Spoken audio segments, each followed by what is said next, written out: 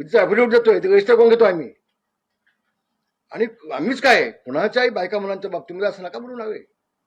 हा कुठला प्रकार काढला तुम्ही नवीन?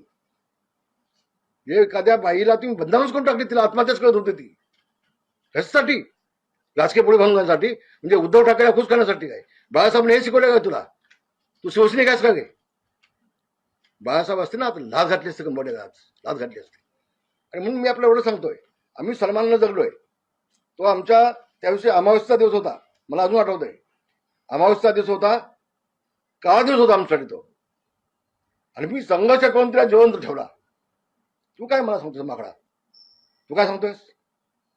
आणि अनेक विटनेस माझ्याकडे आहेत. त्यांनी म्हटलं काल प्रेसमध्ये, अनेक विटनेस माझ्याकडे आहेत. अन्न एक विटनेस तर मी झोपलो होतो, माझी लहान मुलगी त्यावेळेला आता लग्न झालं, ती लहान होती 7-8 वर्षाची.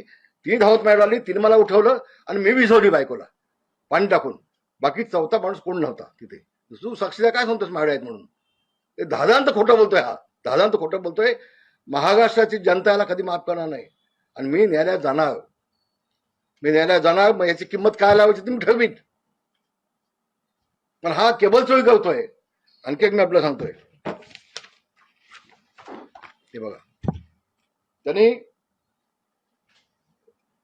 पनवेल ते राजापूर केबल लाईन टाकली हायवेला. पनवेल ते राजापूर केबल लाईन टाकली हायवेला. एकही पैसा शासनाला दिला नाही.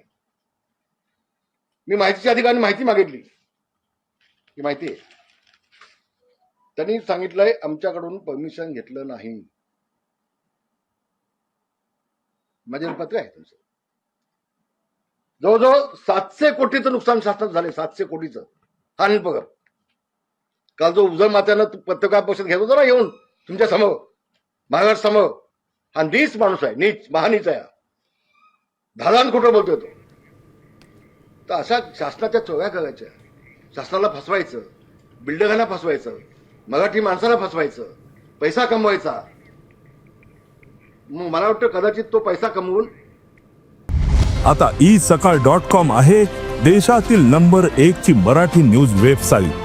प्रत्येक अपडेटसाठी isakal.com ला नक्की भेट द्या.